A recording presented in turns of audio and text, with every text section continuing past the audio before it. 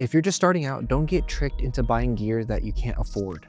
Yes, gear matters, but not enough to go broke over a setup that a YouTuber told you that you needed. Camera gear are like tools.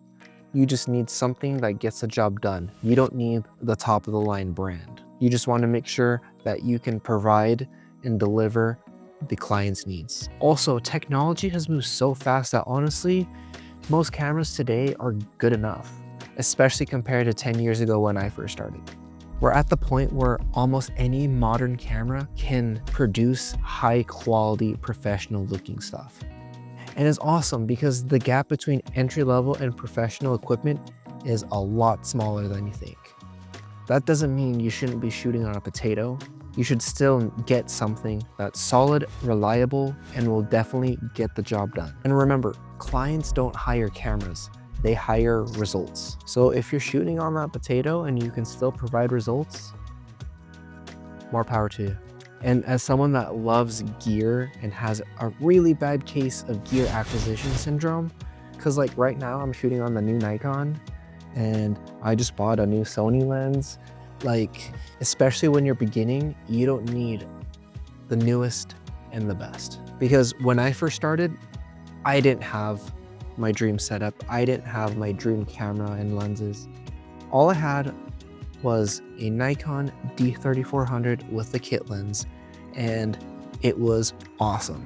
I was able to take awesome photos and 1080p video to build up my portfolio to eventually get those paying clients and to buy better, more expensive gear. So if you're new and just starting in photo and video, let me give you some simple tips and tricks to be able to build your kit as smart, efficient, and without breaking the bank as much. So here's the first thing. You should get gear that coincides with the type of stuff that you are shooting. So think about what you shoot and buy the gear that relates to it the most. So if you're shooting UGC stuff, you don't need a fancy mirrorless camera. You could just use your phone and get a nice set of mics. Second thing, and this helped me so much, is buy used.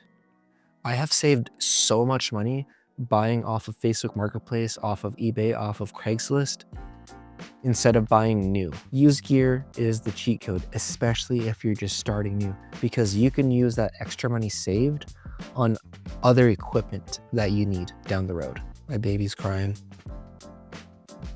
All right, BRB. All right.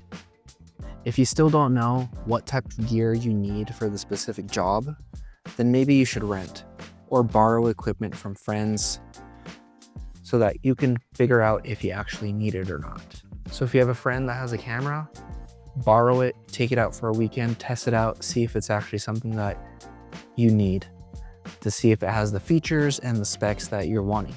Because testing out the camera, holding it, will be much better than watching a million YouTube videos on that camera. It's better to just have it physically to test it out and make sure that it will actually do the job. And then the big thing, the biggest tip that I can give you is to not go in debt over gear. Because yes, gear matters, but not enough to go into debt.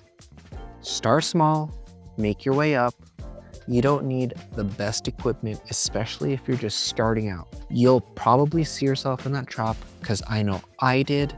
I know I wanted the latest and greatest cameras and lenses and lights, but they were thousands and thousands of dollars and I didn't have that money. And so I had to build it up because all the equipment I didn't have it when I first started. It was something that I gradually bought throughout my career. Here's a rule that I lived off of when I first started is whenever you run into an issue with the gear you currently have, that's when you know you can upgrade. When I first started, I needed that lens with a really low aperture so that I can get the blurry backgrounds. And so that was one of the first things I invested in. And it also helped with low light situations. After that, I realized I needed to invest in lights because I started doing more talking head type stuff.